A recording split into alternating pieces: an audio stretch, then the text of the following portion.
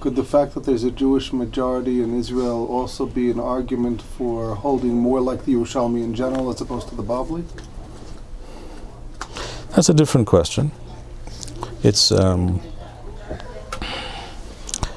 but it is also, I grant you that it is somehow related. There is a certain, you can see a certain connection.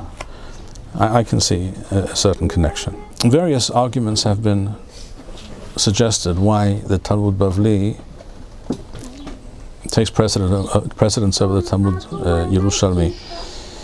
I won't go into all of those discussions and all those various suggestions, but the truth of the matter is that it's not a Torah discussion. It was not for Torah reasons that one Talmud gained precedence over the other. It was for purely historical reasons. In other words, it was Titus and Vespasian and Hadrian, and then the Byzantines, and then Muhammad and his horse thieves, etc., who decided that the Torah, center of Torah in Eretz Yisrael, should dwindle and eventually more or less collapse. The final death blow was the First Crusade in the year Tau Tau.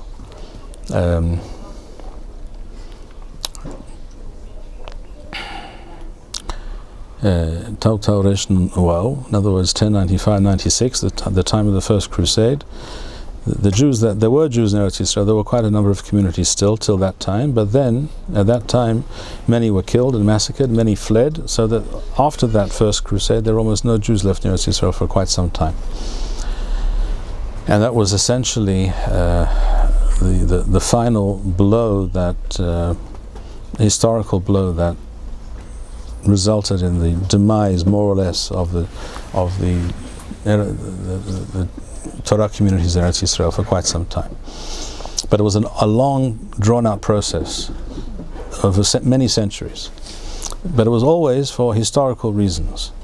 The Arab Caliphate centered in Baghdad, which was a city that was invented. It was built specially to be the capital of this new Arab empire, which just happened to be right next door to the yeshiva of Surah. Surah was an outer suburb of Baghdad. It was in the interests of the caliphate that the center of the Jewish world be right next to their capital, because they understood that these Jews are tremendous merchants. They can communicate with their brethren in France and Germany and in Afghanistan and all kinds of places, and they can arrange this tremendous network of commerce, which will be wonderful for us.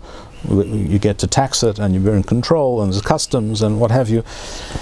So they were very interested in the center of the Jewish world being under their thumb, and that they should be in charge of who would run the yeshivot and who, etc. They knew how to also pick the right people who wouldn't cause trouble and would serve their purposes. That's how the real world works.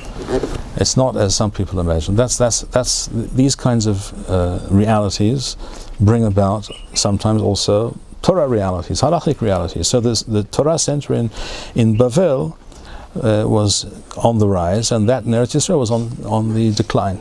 Those are the realities.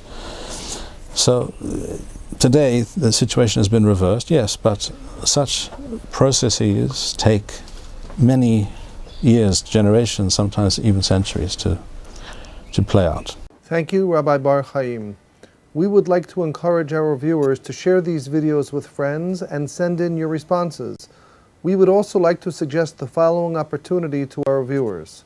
If you identify with Rabbi Bar-Hayim's message and would like to sponsor or dedicate a video interview with the rabbi in honor or memory of a loved one, if you would like to obtain Birkon Nusach Eretz Yisrael or invite the rabbi for a speaking engagement, please email us at office@machonshilo.org.